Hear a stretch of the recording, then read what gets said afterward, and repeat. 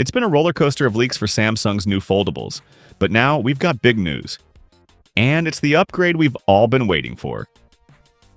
Buckle up, because the Z Flip 7 is bringing surprises, shocks, and some serious upgrades. The Exynos bombshell first, the chip drama. Rumors swirled that Samsung might use their Exynos 2500 in the Z Flip 7. Then Geekbench confirmed it. But here's the twist. Only South Korea gets the Exynos version. The rest of the world? Snapdragon 8 Elite, just like the Motorola Razr 60 Ultra, and Xiaomi Mix Flip 2. And that's good news. Why? Because leaked benchmarks show the Exynos can't compete with Snapdragon's raw power.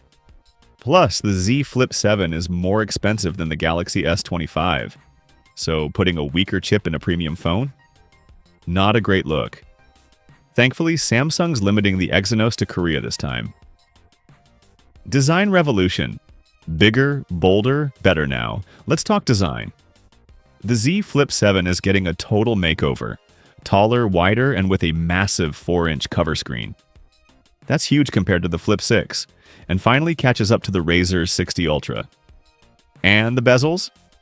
Just 1.2 millimeters thin, sleeker than ever.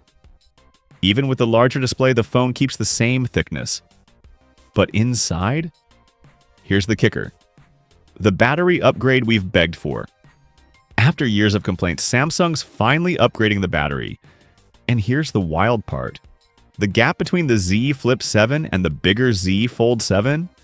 Only 100 milliamp hours. That's insane for such a compact phone. Oh, and Fold fans, don't worry. The Z Fold 7 is getting the most premium treatment yet. Want all the details? They're waiting for you right here.